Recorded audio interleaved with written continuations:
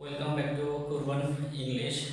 Today I will discuss about transformation, that is simple, complex and compound.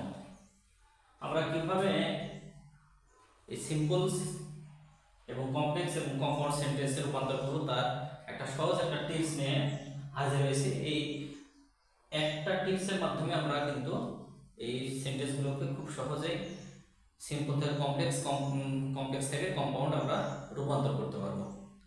এবং এই sentence transformation করতে গেলে সর্বপ্রথম আমাদের জানা দরকার যে সিম্পল সেন্টেন্স কি, কমপ্লেক্স সেন্টেন্স কি এবং কম্পাউন্ড সেন্টেন্স কি। সিম্পল সেন্টেন্স হচ্ছে যে একটা সাবজেক্ট এবং একটা ফাইনাইট ভার্ব থাকবে। কমপ্লেক্স সেন্টেন্সে দুইটা সাবজেক্ট এবং দুইটা ভার্ব থাকবে। এবং কম্পাউন্ড সেন্টেন্স দুইটা simple sentence and or but, not only but also, এই ওয়ার্ডগুলো বা কনজাংশন দ্বারা যুক্ত থাকবে। তো আমরা এখানে দেখছি যে এক নম্বর নিয়মে বলা হয়েছে সিম্পল সেন্টেন্সে যদি ভার্বের সাথে, মূল ভার্বের সাথে আইএনজি যুক্ত থাকলে কমপ্লেক্স করতে গেলে সিন্স বা এস বসাতে হবে, কম্পাউন্ড করতে গেলে অ্যান্ড বসাতে হবে। তাই আমরা একটা এক্সাম্পলের মাধ্যমে বিষয়টাকে ক্লিয়ার করে দিচ্ছি যে seeing the police he ran away। তাহলে ভার্বের সাথে আইএনজি আছে এবং বাকি অংশ। এই সেন্টেন্সকে যখন আমরা কমপ্লেক্স তৈরি করব তখন সর্বপ্রথম আমাদের সিন্স বসাতে হবে, সিন্স, এবং এইখান থেকে সাবজেক্ট নিয়ে আসতে হবে। এবং এটা টেন্স নির্ভর করে এই পারে যে টেন্স আছে, তাহলে এই যে যেহেতু পাস্ট টেন্স, তাহলে সি ভার্বের পাস্ট ফর্ম বসাতে হবে স। বাকি অংশ দা পুলিশ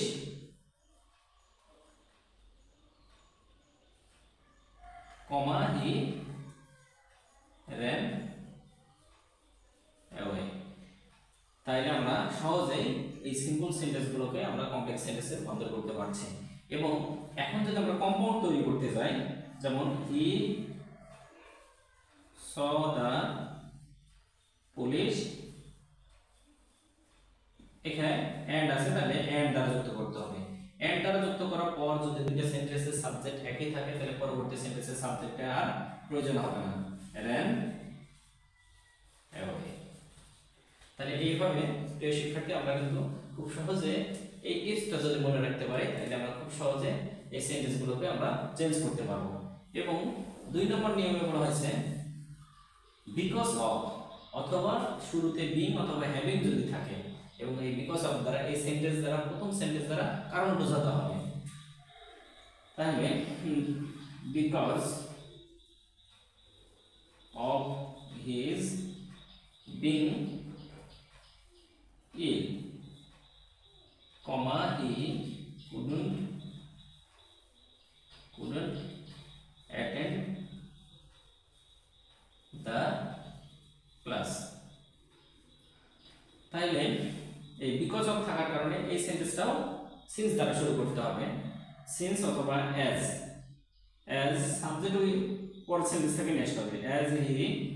এখানে যেহেতু পাস্ট টেন্সে আছে তাহলে এখানে যে ভার্বটা আছে এই বিং মানে এম ইজ আর, হ্যাভ থাকলে হ্যাভ হ্যাজ, তাহলে এখানে এম ইজ আর ওয়াজ আর, তাহলে এখানে এর পরে ওয়াজ বসবে, was as he was ill he couldn't attend the class। Compound করতে গেলে he was ill and couldn't attend the class। এইভাবে আমরা সেন্টেন্সগুলোকে সিম্পল থেকে কমপ্লেক্স এবং কমপ্লেক্স থেকে কম্পাউন্ডে রূপান্তর করতে পারবো। এবং আমি আরো দু একটা নিয়ম দেখা দিচ্ছি। এইভাবে আমরা পর্যায়ক্রমে আমরা এক একটা ভিডিওতে পরবর্তী যে রুলসগুলো আছে ইনশাআল্লাহ সবগুলো ক্লিয়ার করে দেব। এখানে সাবজেক্ট থাকবে, সাবজেক্টের পরে যদি বিং থাকে, বিং অর হ্যাভিং, সিম্পল সেন্টেন্সে যদি এগুলো থাকে, কম্পাউন্ড কমপ্লেক্স করতে গেলে এখানেও কিন্তু সিন্স অথবা অ্যাজ দ্বারা শুরু করতে হবে। কম্পাউন্ড তৈরি করতে গেলে এখানে অ্যান্ড বসবে। যেমন দ্য ক্লাস বিং, এই বিং মানে এম ইজ আর ওয়াজ আর এগুলো থাকবে। The class being over, we went Order. the as the class was over, we went home. Compound তৈরি করতে গেলে the class was over and we went home. এখানে একটু বলে রাখা ভালো, এই ধরনের সেন্টেন্সের ক্ষেত্রে এটা কিন্তু দুইটা সেন্টেন্সের সাবজেক্ট কিন্তু আলাদা আলাদা। এই কারণে যখন আমরা এন্ড দ্বারা যুক্ত করব তখন কিন্তু এখানে সাবজেক্টটা থেকেই যাবে।